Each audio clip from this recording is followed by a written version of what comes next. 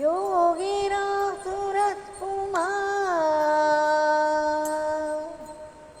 योगीराम सूरत कुमार, योगीराम सूरत कुमार, जय गुरु राया।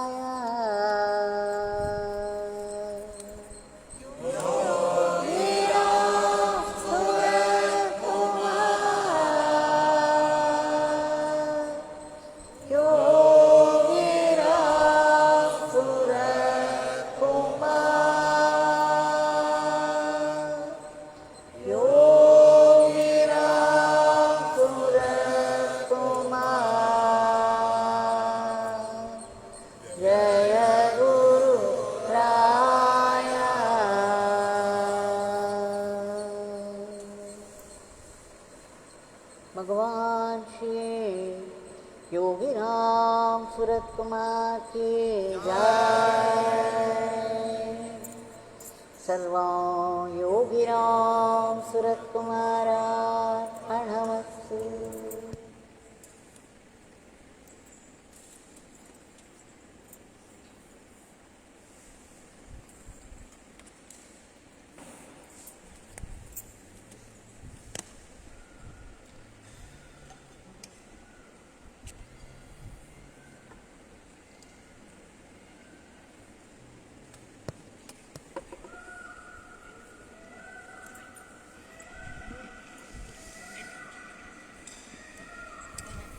இந்த மங்களமான புது வருடத்தை நம்முடைய சத்குரு பகவானின் திவ்ய மங்கள நாமத்தை சொல்லி அந்த நாம தாமரைகளை அவருடைய திருவடி தாமரைகளில் சமர்ப்பித்து தொடங்கியுள்ளோம். மங்களமான ஆரம்பம். இந்த வருடம் போன வருடத்திலிருந்து முற்றிலும் மாறி எல்லோருக்கும் நல்ல ஆரோக்கியம் வர வேண்டும், மக்கள் மனத்தில் உள்ள பயம் போன்ற எதிர்மறை எண்ணங்கள் அகல வேண்டும், நல்ல ஆயுள் நிறைந்த ஆத்ம பலத்தோடு இருக்க வேண்டும், மகாலட்சுமி கட்டாட்சம் வேண்டும், வருமானம் எல்லோருக்கும் பெருக வேண்டும், அத்துடன் தர்மத்தின் வழியில் நடக்கும் நல்ல எண்ணங்கள் நல்ல சிந்தனைகள் வர வேண்டும். எல்லாவற்றிற்கும் மேல் இறைவனின் நாமத்தை நாம் அதிகம் சொல்ல வேண்டும். இன்றைக்கு சூரிய பகவான் மேஷராசியில் பிரவேசிக்கிறார். இது சூரியனுடைய சுழற்சியையும் சந்திரனுடைய சுழற்சியையும் வைத்து நம்முடைய இந்து மதம் கணக்கீடின்படி சித்திரை 1ஆம் நாள், இதோடு வசந்த காலமும் வருகிறது. பூக்கள் பூத்து குலுங்கும், மரங்களெல்லாம் காய்த்து கனிகளாகும்.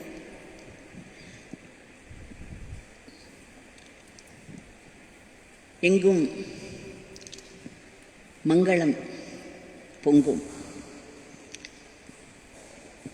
இந்த சித்திரை திருநாளில் இதற்கு முதல் நாளே நாம் வீடுகளை எல்லாம் நன்கு சுத்தமாக்கி வாசலில் அதிகாலையில் சாணம்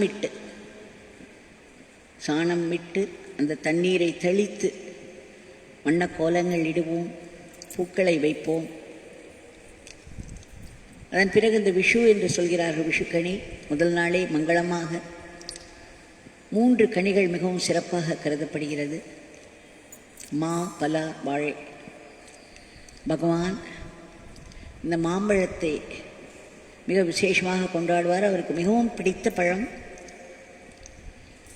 இந்த பழங்களை பற்றி ஒரு முறை பேசிக்கொண்டிருந்த பொழுது ஒரு அன்பர் சொன்னார், இந்த மாம்பழமானது ஆத்ம ஞானத்தை குறிக்கும். செல்ஃப் ரியலைசேஷனுக்கு அடையாளம் அந்த பழம் என்று. பகவான் ஒருமுறை ஒரு கூடை நிறைய மாவடுகளை வாங்கி அதை அடுத்த சில நாட்களுக்கு கைகளால் அள்ளி அள்ளி ஆனந்தமாய் கொடுத்து கொண்டிருந்தார்.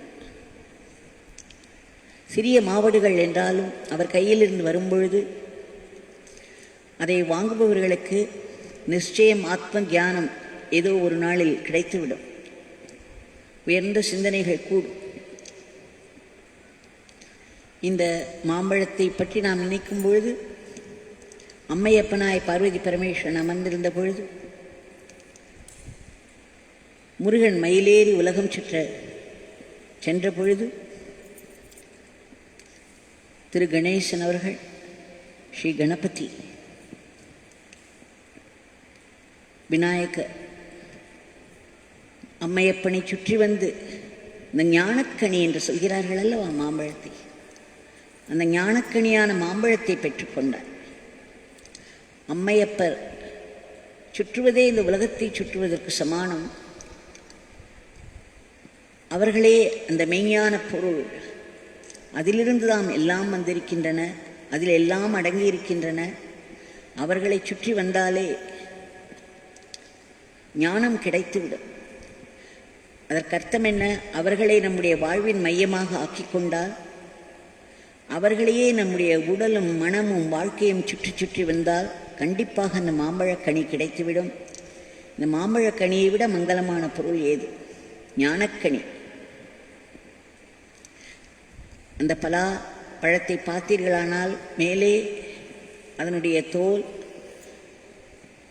அதை பார்த்தால் எந்த விதமான ஈர்ப்பும் நமக்கு ஏற்படாது. அதை பற்றி தெரியாதவர்களுக்கு இது என்ன இப்படி இருக்கிறது, மிகவும் கனமான முள்ளு முள்ளாய் இருக்கக்கூடிய அந்த தோல், உள்ளே திறந்தாலும் சடை சடையாக இருக்கும். ஆனால் அந்த சடைகளுக்கு நடுவே மிகச் சுவையான கனி இருக்கும்.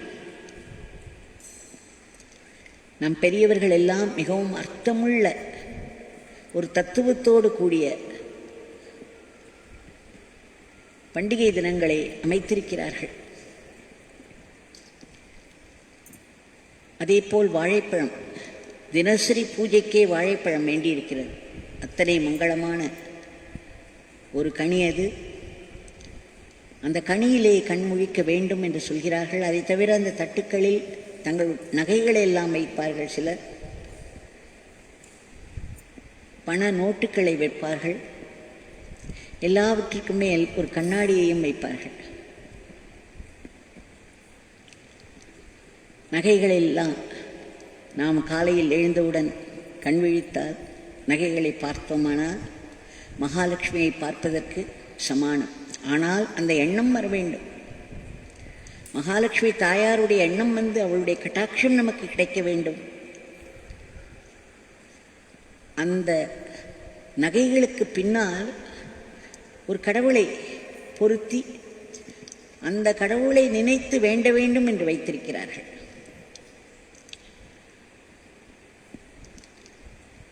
அதேபோல் பணம், மறுபடியும் நமக்கு வருமானம் வர வேண்டுமென்றால் மகாலட்சுமி தாயாரை கொண்டாட வேண்டும். அவளிடம் பணிந்து வணங்கி அவள் அருளை பெற வேண்டும். அந்த பெற்றதை மற்றவர்களோடு பகிர்ந்து கொள்ள வேண்டும். பகிர்ந்து கொள்ளத்தான் நமக்கு மேலும் மேலும் செல்வம் பெருகும். பகவான் சொல்வார், எந்த ஒரு பணக்காரர் அத்தனை பணங்களையும் சேர்த்து கொண்டு யாருக்கும் உதவாமல், ஏழைகளுக்கெல்லாம் உதவாமல் இருக்கிறாரோ அவர் நீண்டு உயர்ந்த பனைமரத்திற்கு சமம் என்று கபீர் சொல்கிறார். அந்த பனைமரம் நீண்டு உயர்ந்து இருக்கும், ஆனால் நிழல் தரார். யாரும் அதன் அருகில் செல்ல மாட்டார்கள். அங்கே போய் உடல் களைப்பாறுவதற்கு நிற்க மாட்டார்கள். அந்த நெடுமரமாய் நிற்கும், ஒன்றுக்கும் உதவாத பனைமரத்திற்கு சமானம் பணக்காரர்கள், யாருக்கும் உதவாத பணக்காரர்கள். செல்வம் வர வர அதை மற்றவர்களுக்காக செலவிடுதல், இல்லாதவர்களுக்கு தானங்கள் வழங்குதல்.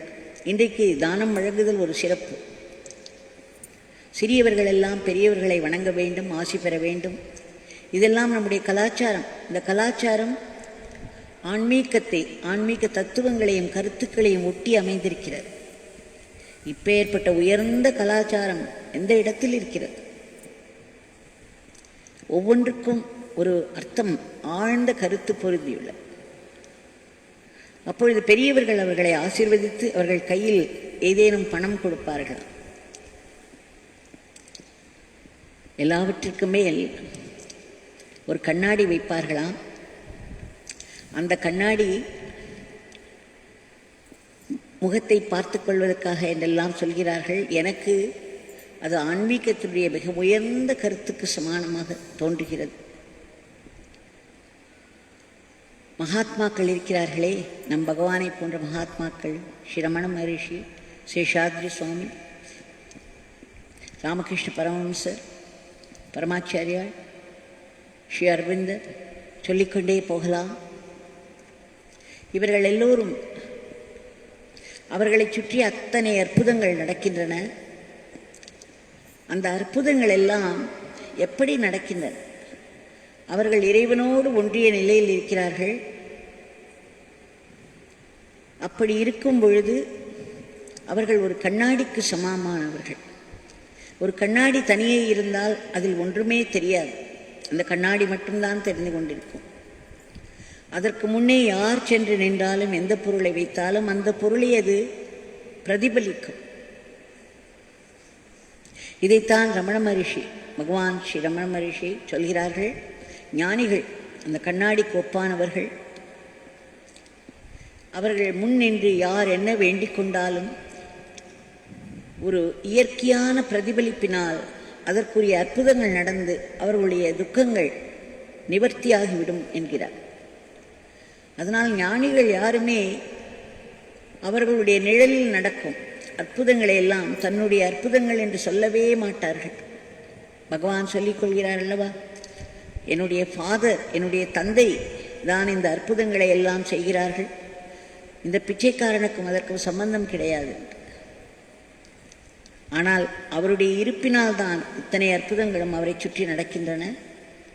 அவருடைய பெயரை கூட்ட மாத்திரத்தில் நமக்கு எப்பேற்பட்ட பாதுகாப்பு கிடைக்கிறது, எப்பேற்பட்ட வழிகாட்டுதல் கிடைக்கிறது, எப்பேற்பட்ட உதவிகள் கிடைக்கின்றன. ஆனால் பகவான் என்றுமே அதை தன்னை குரு என்றோ இந்த அற்புதங்கள் தன்னுடைய சக்தியினால் வருகின்றன என்றோ சொன்னதே கிடையாது. அந்த கண்ணாடி அத்தனை மங்களங்கள் பொருந்திய பொருள்களை நாம் இன்றைக்கு பார்க்க வேண்டும். அவைகளெல்லாம் வைத்து நாம் பூஜை செய்ய வேண்டும். நம்முடைய இந்த ஆண்டு முழுவதும் மங்களமாக இருக்க வேண்டும் என்பதனால் எனக்கு என்னமோ அந்த கண்ணாடி தான் எல்லாவற்றையும் விட மங்களமான பொருள் என்று தோன்றுகிறது. அந்த நிலையை நாம் அடைய வேண்டும். ஒன்றுமே எண்ணமற்ற அந்த பரமானந்த நிலையில் நாம் இருக்கும் பொழுது யார் அருகே வந்தாலும் எது நடந்தாலும் நமக்குள்ளே இயற்கையாகவே பிரதிபலித்து அவர்களை அடையும் பொழுது அது கருணை மழையாக அவர்கள் மேல் விழுகிறது. அவரவர்களுக்கு உரிய காரியங்கள் கூடுகின்றன, சித்தியாகின்றன. இதுதான் பரம்பொருளின் தத்துவம். அதன் பிறகு இன்றைக்கு நாம் சமையல் செய்யும் பொழுது பார்ப்பீர்கள், எல்லா விதமான சுவைகளும் அதில் இருக்க வேண்டும் என்று. அதில் புளிப்பும் இருக்கும், கசப்பும் இருக்கும். ஒரு இலையில், அதனால்தான் தமிழ்நாட்டில் வேப்பம்பூ ரசம் என்று படுவார்கள். புளிப்பாக இருக்கக்கூடிய மாம்பழ பச்சடி புளிப்பும் இனிப்பும் கலந்திருக்கும். கேரளாவில் பாகற்காயை இன்றைக்கு சேர்த்துக் கொள்வார்களாம். வாழ்க்கை என்பது இன்பமும் துன்பமும் கலந்தது தானே. ஆனால் அதையெல்லாம் பக்குவமாக சமைத்து ஒரு இலையில் பரிமாறி இறைவனுக்கு படைத்து அவருடைய பிரசாதமாக நாம் கொண்டோமானால் நமக்கு பாகக்காய் கூட மிக சுவையாக இருக்கும். மாம்பழ பச்சடி எல்லோருக்கும் பிடிக்கும். வேப்பம்பூ ரசம் எல்லோரும் நிறைய விட்டு விட்டு சாப்பிடுவதை பார்த்திருக்கிறேன். அதனால் எந்த ஒரு சுவையும் வேண்டாது என்று ஒதுக்குவது கிடையாது. எல்லா சுவைகளும் அதில் நிரம்பி இருக்கும். இதிலும் எனக்கு பகவான் அடிக்கடி கூறுவார் அல்லவா, நடக்கும் ஒவ்வொன்றிலும் இறைவனை காணுங்கள், இறைவனுடைய அருளை பாருங்கள், அதன் பிறகு அதை ஏற்றுக்கொள்ளுங்கள்.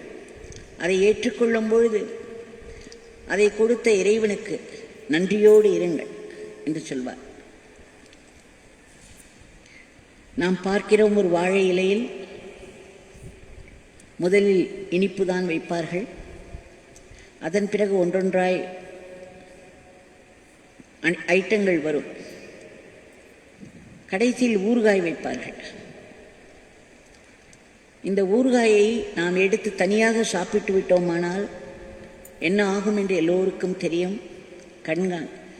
கண்ணிலும் மூக்கிலும் நீர் வரும், நாவால் அதற்கு மேல் ஒன்றும் சாப்பிட முடியாது, தவித்து போவோம். இப்படித்தான் துன்பங்களும் நமக்கு வாழ்க்கையில் நேரும். அதை துன்பமாக மட்டும் பார்த்தோமானால் அழுது கொண்டே இருப்போம், மிகவும் தவிப்போம். அதிலிருந்து வெளிவர முடியாத சிக்கலில் உடலும் மனமும் மாட்டிக்கும். நமக்கு சாம்பார் ரசம் என்றெல்லாம் சொல்லி கடைசியில் தயிர் சாதம் வைப்பார்கள். அந்த தயிர் சாதத்தோடு இந்த ஊறுகாயை நாம் சேர்த்து சாப்பிட்டோமானால் அதே ஊறுகாய் நம் கண்ணில் நீரை வரவழைக்காது, மூக்கில் நீரை வரவழைக்காது, நாக்கால் ருசித்து ரசித்து மேலும் மேலும் சாப்பிட முடியும். ஊறுகாயை நாம் தயிர் சாதத்தோடு சேர்த்து சாப்பிட்டோமானால் மேலும் ஊறுகாய் கேட்டு வாங்கிக் கொள்ளலாம், அவ்வளவு சுவையாக ஆகிவிடும். அதேபோல் பகவான் சொல்வார், நம்முடைய வாழ்க்கையின் துன்பங்களை எல்லாம் இறைவனுடைய அருளாக நம்ம பார்க்க முடிந்தால், இறை நாமத்தை சொல்லி சொல்லி நன்றியோடு வேண்டிக் கொண்டோமானால் நம்முடைய துன்பம் தீர்வது மட்டுமல்ல, அது எப்பேற்பட்ட ஆசீர்வாதம் என்று நமக்கு புரியும். அது புரிய புரிய நாம் இறைவனிடம் நன்றியோடு நடந்து கொள்வோம். எப்பொழுதும் இறை உணர்வை நாம் தேக்கி வைத்துக் கொள்வதற்கு இந்த துன்பங்களை கூட வேண்டுவோம். குந்தி அப்படித்தான் வேண்டுகிறார், கிருஷ்ணா, நீ எனக்கு கஷ்டம் கொடுக்கும் போதெல்லாம் உன்னை நான் ஆழ நினைக்கிறேன், அதனால் எனக்கு அந்த மாதிரி கொடு என்று. ஆனால் நாம் குந்தி மாதிரி வேண்டிக் கொள்ள வேண்டாம். இந்த கலியுகத்தில் ஏற்கனவே அவை மிகவும் மலிந்து நிரம்பி உள்ளன துன்பங்கள். நாம் இன்றைக்கு மிகவும் மங்களமான பகவானுடைய நாமத்தோடு இந்த நாளை ஆரம்பித்திருக்கிறோம். இன்றைக்கு இன்னொன்று பாருங்கள், சூரியன் மிக பிரகாசமாக ஆகிவிடுவார், வெப்பம் கூட ஆரம்பித்துவிடும். அதனால் விசிறி நிறைய வாங்கி எல்லோருக்கும் இன்றைக்கு தானமாய் கொடுப்பார்கள். நம்முடைய பகவானுடைய உபகரணங்கள், எம்பளம்ஸ் எப்படி இந்த நன்னாளில் நுழைந்து விட்டது பாருங்கள். விசிறியால் நாம் விசிறிக்கொள்ளும் பொழுது அந்த வெப்பம் தனியும். அந்த விசிறி நமக்கு பகவானை ஞாபகப்படுத்த வேண்டும், பகவானுடைய நாமத்தை ஞாபகப்படுத்த வேண்டும். பகவானுடைய நாமமானது நம்முடைய துன்பம் என்னும் வெப்பத்தை தணிக்கும் விசிறியாக, அதிலிருந்து வரும் குளிர்ந்த காற்றாக மாறிவிடும். ஒவ்வொன்றிலும் ஒரு ஆழ்ந்த கருத்தை நாம் பார்க்க தெரிந்து கொண்டோமானால் இந்த உலகத்தில் ஒவ்வொரு நிமிடமும் பல ஏற்பாடுகள் இறைவனால் நடத்தி வைக்கப்பட்டு கொண்டே இருக்கின்றன. இந்த ஒவ்வொரு ஏற்பாடையும் ஏதோ சாதாரண விஷயமாக நமக்கு ஏற்கனவே பரிச்சயமானது என்று விட்டுவிடாமல் ஒவ்வொன்றையும் கூர்ந்து பார்த்தோமானால் அதன் பின்னால் ஒளிந்து கொண்டிருக்கும் சூக்ஷ்மங்கள் நமக்கு பளிச்சென்று புரியும். நம்முடைய மனநிலைக்கு ஏற்றவாறு விளக்கங்கள் நமக்கு தென்படும். நாம் வளர வளர நம்முடைய விளக்கங்களும் மாறும். அதனால்தான் பகவான் சொல்லிக்கொண்டே இருப்பார், யார் ஒருவர் கடவுளிடம் நெருங்கி இருக்கிறாரோ அவரால் எந்த ஒன்றையும் உயர்ந்த சிந்தனைகளோடு மட்டுமே பார்க்க முடியும். அவர்களால் எதையும் தாழ்த்தி பேச முடியாது, யாரையும் தாழ்த்தி பேச முடியாது. ஒரு தாழ்ந்த விளக்கம் எதுவுமே அவர்கள் மனதிற்கு தோன்றாது என்றார். நேற்று கூட இதை நான் சொன்னேன். பகவானுடைய வாக்கியம், whatever happens at any moment, it is the best that can happen at that moment.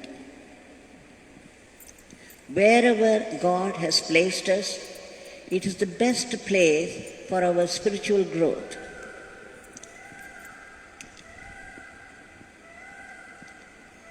The greater the interpretation that you put upon any happening, any incident in anybody's life,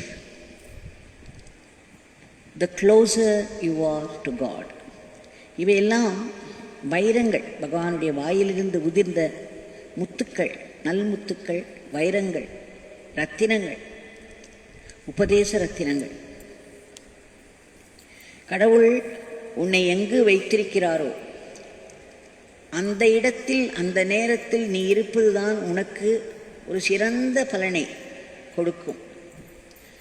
ஒவ்வொரு நிமிடமும் எங்கு இருந்தாலும் நாம் அங்கிருந்தால் எப்படி இருக்கும், இங்கிருந்தால் எப்படி இருக்கும் என்று நம்முடைய கற்பனையை ஓடவிடக்கூடாது. நாம் இருக்கும் இடமே நமக்கு கடவுள் அமைத்து கொடுத்த இடம். அந்த நேரத்தில் அந்த இடத்தில் இருப்பதுதான் அந்த நேரத்திற்கு நமக்கு ஒரு பெரிய ஆத்ம லாபத்தை கொடுக்கும். அப்படித்தான் கடவுள் ஒவ்வொன்றையும் ஏற்பாடு செய்து கொண்டிருக்கிறார் என்று பகவான் திரும்ப திரும்ப சொல்லிக் கொண்டிருப்பார். Do not think that there is a better alternative somewhere. Wherever God has placed you, that is the best place for you. அதனால் வாழ்க்கையில் ஒவ்வொருவருக்கும் எந்த சூழ்நிலை அமைந்திருக்கிறதோ அந்த சூழ்நிலையில்தான் அவர்கள் ஆத்ம முன்னேற்றம் அடைய முடியும், ஆன்மீக முன்னேற்றம் அடைய முடியும். அதற்காகத்தான் அவரவர்களின் மனப்பக்குவத்திற்கு தகுந்த மாதிரி ஒரு சூழ்நிலைகளை கடவுள் உருவாக்கி கொண்டே இருக்கிறார். அந்த நேரத்தில் அவர்களுக்கு அதுதான் அதிக ஆத்ம லாபத்தை கொடுக்கும். ஏனென்றால் வாழ்க்கையே கடவுளை அடைய வேண்டும் என்ற ஒரு லட்சியத்தை அடிப்படையாக கொண்டு அமைக்கப்பட்டிருக்கிறது. நம்முடைய தேகமே அதற்காகத்தான். நாம் அழகாக இருப்பதோ அல்லது அசிங்கமாக இருப்பது என்று சொல்கிறார் அல்லவா, அக்லியாக இருப்பதோ, நம்முடைய பெற்றோர்கள் அமைவதோ, நம்முடைய சூழ்நிலைகள் அமைவதோ, இவையெல்லாம் எதை ஒட்டி இருக்கும்? நம்முடைய பூர்வ ஜென்ம கர்மத்தை ஒட்டியும் இருக்கலாம். அதே சமயம் இந்த ஜென்மத்தில் நமக்கு ஆன்ம முன்னேற்றம் தருவதற்குரிய சூழ்நிலையாகவும் அது அமையும். இதை தாண்டி வேறு ஒரு இடம் இருக்கிறது, அந்த இடத்தில் நாம் நன்றாக இருப்போம், 2 நிமிடம் முன்பு நான் பிறந்திருந்தால் இந்த நாட்டின் பிரதமராக ஆகியிருப்பேன் என்று சொல்வது போலத்தான். ஒரு முறை பகவானிடம் சென்று நான் கேட்டேன். பலவிதமான பிரச்சனைகள், என்னால் பகவானுக்கும் பிரச்சனைகள் வந்து கொண்டிருந்தது ஆரம்ப காலத்தில். அது எனக்கு மிகுந்த மன வருத்தத்தை அளித்தது. அப்பொழுது நான் சொன்னேன், என்னால் வேறு உங்களுக்கு பல பிரச்சனைகள் வருகிறது. நான் காஷி நகரத்திற்கு சென்று என்னுடைய சாதனையை அங்கு தொடர்கிறேன். தங்களுடைய நாமத்தை சொல்லிக்கொண்டு தங்களை நினைத்தபடி என் வாழ்நாளை கழிப்பேன். எனக்கு தாங்கள் அனுமதி தர வேண்டும் என்று கூறினேன். அப்பொழுது பகவான் சொன்னார், நீ எங்கு சென்றாலும் உன்னுடைய பிரச்சனைகள் உன்னை தொடர்ந்து வரும் என்று. இங்கே XYZ உனக்கு தொந்தரவு கொடுத்தார்களானால் அவர்களிடமிருந்து தப்பித்து வேறொரு இடத்திற்கு சென்றால் அங்கே ஒரு ABC ரெடியாக இருப்பார்கள் அந்த பிரச்சனையை தொடர்ந்து செய்வதற்கு. ஆரம்பத்தில் சில நாட்கள் எல்லாமே மாறிப்போனது போல் இருக்கும். அதன் பிறகு நம்முடைய பிரச்சனைகள் பலன் கொடுக்க ஆரம்பித்துவிடும். இதைத்தான் பகவான் எனக்கு ஆரம்பத்திலேயே உணர்த்தினார். இதற்கு அர்த்தம் என்ன? நம்முடைய கர்ம வினைகள், நமக்கு நல்ல கர்ம வினைகள், நல்ல கர்மங்களாயிருந்தால் சுகமும், கெட்ட கர்மங்களை செய்து வந்திருந்தோமானால் அதற்குரிய துக்கமும் நமக்கு மாறி மாறி வந்து கொண்டேதான் இருக்கும். நாம் எங்கு சென்றாலும் தப்பிக்க முடியாது. இதிலிருந்தும் தப்பிக்க வேண்டும் என்றால் அதற்கு ஒரே ஒரு உபாயம்தான் அருள், தெய்வத்தின் அருள், சத்குருவின் அருள். அந்த அருளை பெறுவதற்கு அவருடைய நாமத்தை நாம் சொல்ல வேண்டும், அவரிடம் பிரார்த்தித்த வண்ணம் இருக்க வேண்டும். அது ஒன்றே நமக்கு எல்லாவற்றையும் மாற்றித்தரும். இல்லையென்றால் இந்த வாழ்க்கையானது ஏற்கனவே எடுக்கப்பட்ட ஒரு திரைப்படம்தான். அவரவர்களுடைய வாழ்க்கையானது ஒரு திரைப்படமாக அவரவர்களுடைய திரையில் ஓடிக்கொண்டிருக்கிறது. இதை எதையும் நாம் நிறுத்த முடியாது. அந்த நிகழ்ச்சிகளை நாம் நிறுத்த முடியாது. ஆனால் அந்த நிகழ்ச்சிகளை உருவாக்கி இயக்குபவரான கடவுளிடம் முறையிட்டோமானால், முறைப்படி முறையிட்டோமானால், அவர் மனது வைத்தால் நமக்கு எல்லாம் மாறிவிடும். அது ஒன்றுதான், அருள் ஒன்றுதான் நமக்கு விஷயங்களை மாற்றித்தரும். துன்பத்திலிருந்து நம்மை இன்பத்திற்கு எடுத்துச் செல்லக்கூடிய ஒரே உபாயம் அருள். அதற்கு இறைவனை சதா நினைத்து கொண்டிருப்பதுதான், இறைவனுடைய லீலைகளை அசை போட்டு கொண்டிருப்பது, இறைவனுடைய நாமத்தை சொல்வது, மற்றவர்களுக்கு சேவை செய்வது, சுயநலமின்றி மற்றவர்களின் சந்தோஷத்திற்காக சேவை செய்வது, அதையும் மற்றவர்களுக்காக செய்யாமல் இறைவனுக்காக செய்வது. மற்றவர்களுக்காக நாம் செய்தோமானால் எதிர்பார்ப்புகள், நேற்றைக்கு நான் அவருக்கு 10,000 ரூபாய் கொடுத்தேன், இன்றைக்கு நம்மை திரும்பி பார்க்காமல் போகிறாரே அவர், நமக்கு அவர் சல்யூட் அடிக்க வேண்டாமா? நம்மை பார்த்து ஒரு புன்முறுவல் செய்ய வேண்டாமா? எவ்வளவு தைரியம் அவருக்கு என்றெல்லாம் பேச ஆரம்பித்து விடும். அதை வைத்து ஒரு ஈகோ கிளம்பி அதன் பிறகு அது ஒரு கர்மமாக உருவெடுத்து அந்த கர்மத்திற்காக மறுபடியும் நாம் துன்பத்தை அனுபவிக்க வேண்டும். இந்த வாழ்க்கையானது கடந்த கர்மங்களின் ஒட்டுமொத்த வடிவமாக இருந்தாலும் அதை நினைத்து இப்பொழுது வரும் துன்பங்கள் எல்லாம் பழைய கர்மங்களினால் என்று நினைத்தாலே ஓரளவுக்கு மனம் சமாதானமாகிவிடும். நாம் இந்த துன்பத்தை யாருக்கோ கொடுத்திருக்கிறோம், அதனால்தான் நமக்கு இது வந்திருக்கிறது என்பதே ஒரு சமாதானமாகும்.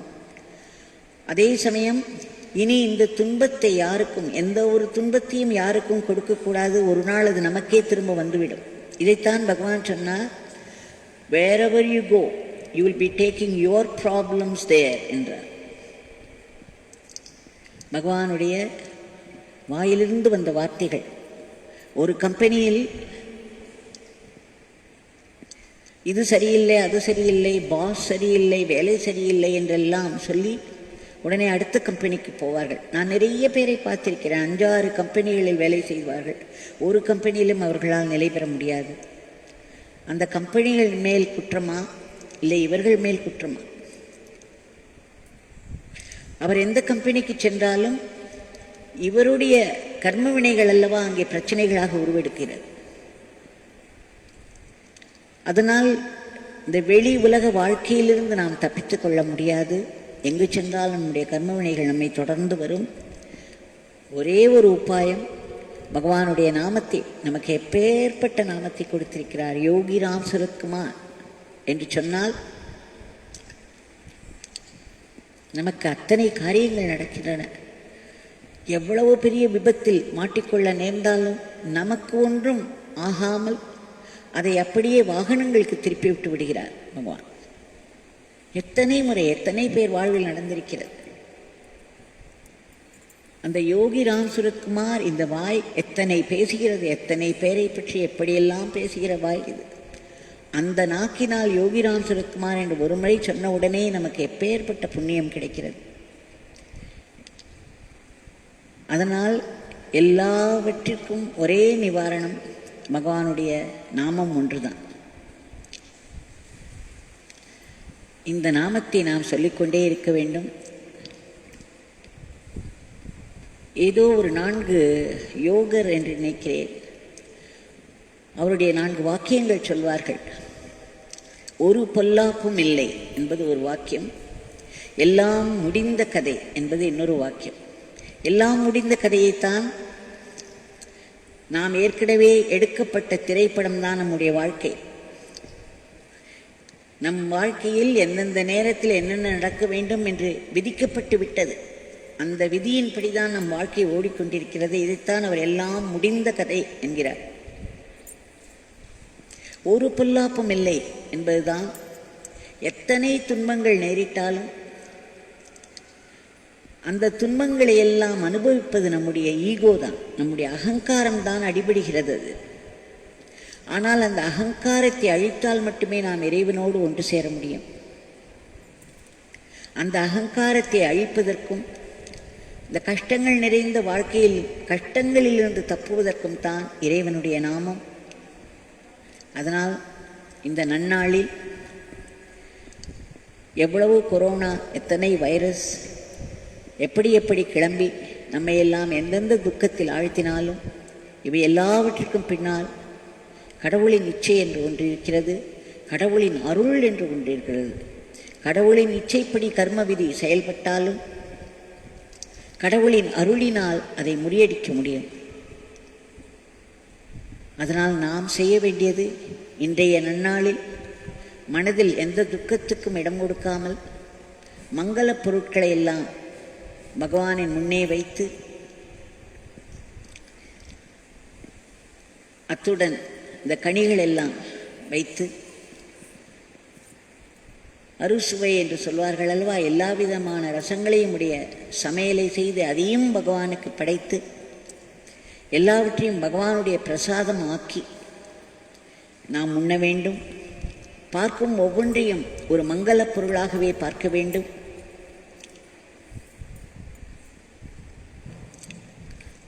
மகாத்மாக்கள் அப்பேற்பட்ட நிலையில் இருக்கிறார்கள். எனக்கு இதை முன்பே சொல்லியிருக்கிறேன். கஜானன் என்று ஒரு மகாராஜ், அவர் நம் பகவானைப் போல் வீதிகளில் திரிந்து கொண்டிருந்தவர், சதா இறைவனிடத்தில் ஒன்றியவர். அவருக்கு ஒரு முறை தாகம் அடிக்கிறது. சரீரம் இருக்கிறது அல்லவா அவர்களுக்கு, அந்த சரீர தர்மத்தை ஒட்டித்தான் இருக்கும். அவருக்கு தாகம் எடுக்கிறது. அங்கே ஒரு கல்யாணம் நடந்து கொண்டிருக்கிறது. அந்த கல்யாண வீட்டு வாசலில் பலர் பலவிதமான உடைகளோடு புது புது உடைகளை தரித்து மிகவும் சந்தோஷமாக பேசிக்கொண்டிருக்கிறார்கள். மாப்பிள்ளை அழைப்பு ஆரம்பமாக போகிறது போலும். அப்பொழுது அந்த கஜானன் அவர்கள் அந்த இடத்திற்கு சென்று, எனக்கு மிகவும் தாகமாக இருக்கிறது, யாரேனும் சிறிது தண்ணீர் கொடுங்கள் குடிப்பதற்கு என்று கேட்டார்.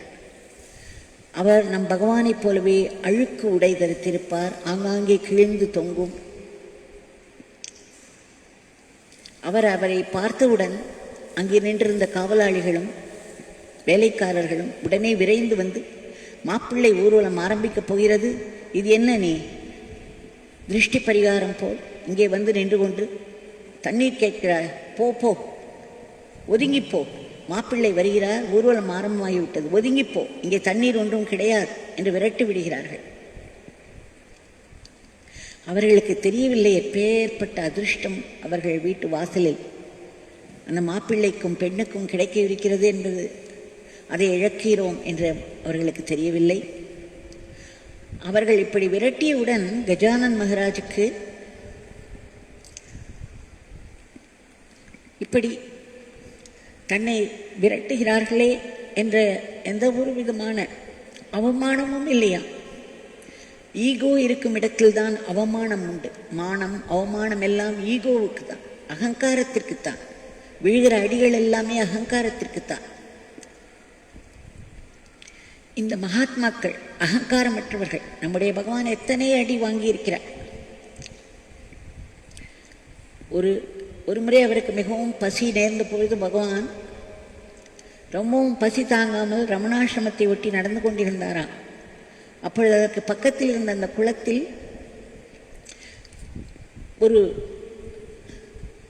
கூட்டம் படியேறி கொண்டிருந்தது. அவர்கள் வீட்டில் யாரோ இறந்து விட்டார்கள் போல இருக்கிறது. அந்த கிரியைகளை எல்லாம் செய்து வந்தார்கள். இவரும் அந்த கூட்டத்தோடு சென்று போனார்.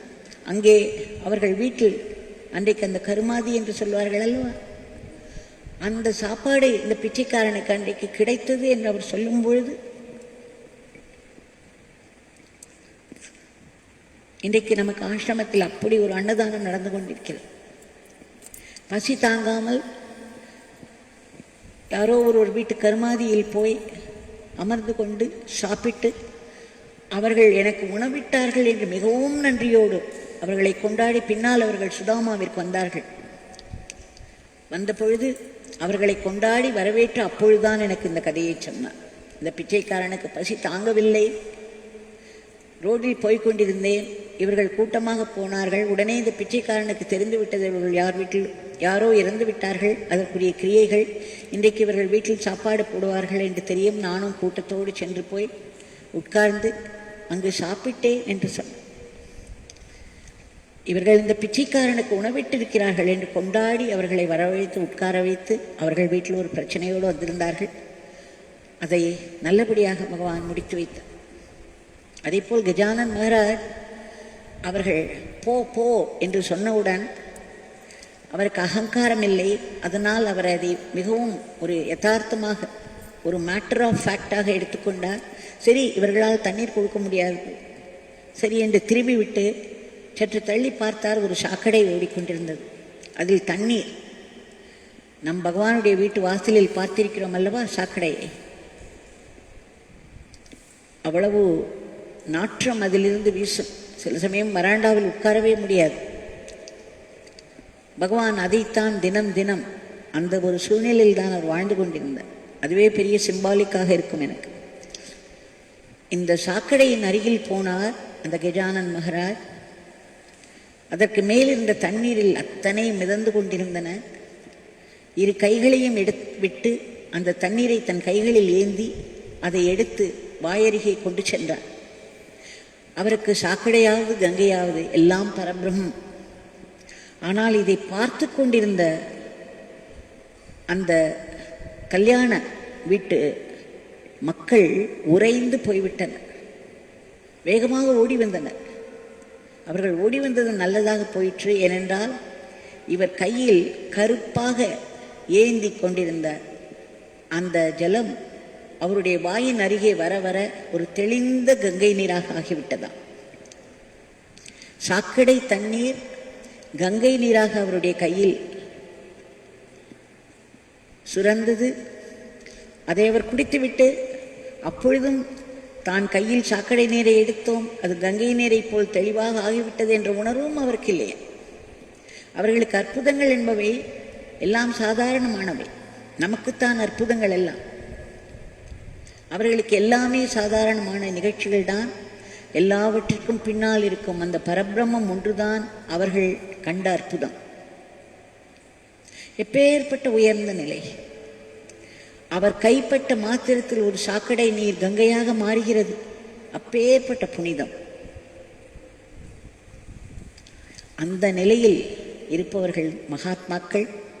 அவர்களை பார்த்த மாத்திரத்தில், அவர்களை ஸ்பர்சித்த மாத்திரத்தில் நமக்குள்ளே இருக்கும் சாக்கடைகள் எல்லாம் கங்கையாக மாறும். நம்முடைய வாழ்விலே சுபிக்ஷம் பெருகும். ஆக இன்றைய நன்னாளை நாம் பகவானுடைய நாமத்தோடு ஆரம்பித்திருக்கிறோம். அந்த நாமமானது யோகி ராம் சுரத்குமார் என்ற அந்த நாமம் அத்தனை மங்கள பொருளோடு, அந்த மங்களம் எப்படி அந்த பொருளுக்கு சேரும்? இந்த நாமத்தோடு, அந்த இறை உணர்வோடு நாம் அவற்றை பார்த்தால் மட்டுமே அவை மங்களமாகும். அந்த மாதிரியான ஒரு மங்கள நாமாவை வைத்து நாம் இன்றைய இனிய காலை பொழுதை ஆரம்பித்திருக்கிறோம். பகவான் ஆரம்ப காலத்திலெல்லாம் யோகி ராம் சுரத்குமார் ஜெயகுரு ஜெயகுரு ஜெயகுரு ராயா என்ற மந்திரத்தை சொல்லி வந்தார். அதன் பிறகு அந்த ஜெயகுரு ஜெயகுரு என்ற 2 ஜெயகுருவை மாற்றி யோகிராம் சுரத்குமார் யோகிராம் சுரத்குமார் யோகிராம் சுரத்குமார் ஜெயகுரு ராயா என்று மாற்றினார். சுதாமாவில் வந்த பொழுது எங்களுக்கு அந்த இருந்த ஒரு ஜெயகுரு ராயாவை மாற்றி யோகிராம் சுரத்குமார் யோகிராம் சுரத்குமார் யோகிராம் சுரத்குமார் யோகிராம் சுரத்குமார் என்று தான் நாங்கள் பாடுவோம் சுதாமாவில். அப்பொழுது ஒரு நாள் சொன்னார், யோகிராம் சுரத்குமார் என்பது இந்த பெயர், இந்த பிச்சைக்காரனின் பெயர் மங்களங்கள் நிறைந்த இறைவனுடைய நாமம், என் தந்தையின் நாமம். இந்த பிச்சைக்காரனின் நாமம் என்று நினைத்து விடாது. அத்தனை மங்களங்களும் இதில் அடங்கியுள்ளன என்று சொல்லி, இதை சொல்பவர்களுக்கு என் தந்தையின் ஆத்ம தரிசனம் கிடைக்கும். தந்தை தன்னுடைய அன்பு பெருக்கால் இந்த மந்திரத்தை மக்களுக்கு கொடுத்திருக்கிறார். இந்த நாமம் நமக்கு லிபரேஷனில் கொண்டுவிடும் என்று சொன்னார்.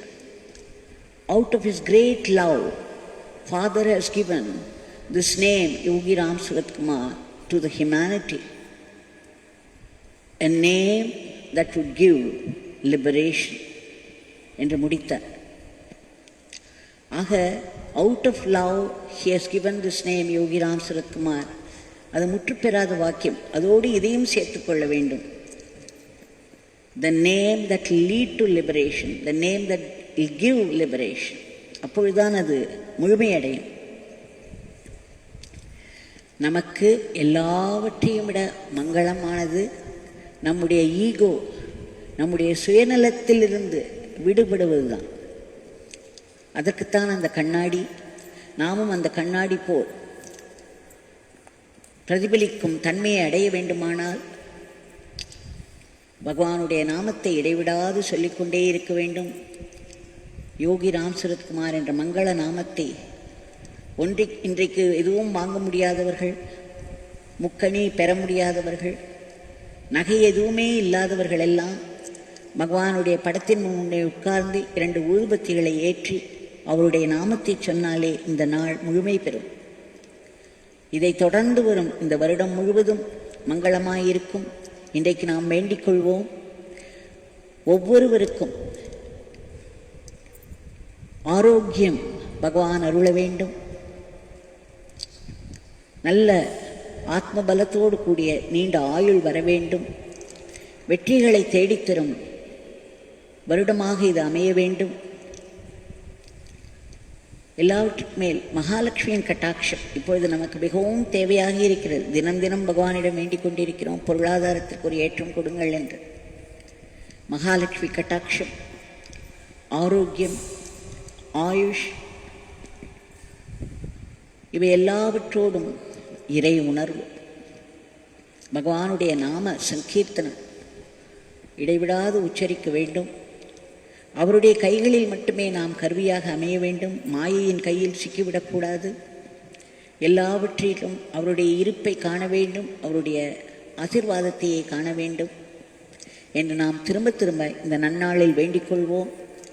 இது நமக்கு இந்த வருடம் முழுவதும் எல்லோருக்கும் மங்களங்களை கூட்டுவிக்கும். இத்தோடு இன்றைய பிரார்த்தனையும் சமர்ப்பிப்போம். இந்த சூழ்நிலை முற்றிலும் மாறி போன ஒரு வருடம் எப்பேற்பட்ட வருடம், மிகவும் வித்தியாசமான வருடமாக இருந்தது. எத்தனை வித துன்பங்கள். இப்பொழுதும் இந்த கொரோனா என்ற வார்த்தையை கேட்டாலே நடுங்குபவர்கள் இருக்கிறார்கள். அதனால் பகவான் தாங்கள் பெரும் மனது வைத்து இந்த நன்னாளில் எப்படி சூரியன் பிரகாசமாக எங்கும் எல்லா வியாபாரங்களையும் நன்கு நடத்தி வருகிறானோ அந்த பிரகாசமான அருளை தாங்கள் எங்களுக்கு தந்து எங்கள் வாழ்வில் உள்ள இருட்டுக்களை எல்லாம் இருளை நீக்கி அருளை பெருக்கி இந்த கொடிய நோயின் பிடியிலிருந்து இந்த மனித குலத்தை காத்து மீண்டும் சகஜ நிலைக்கு திருப்ப வேண்டும்.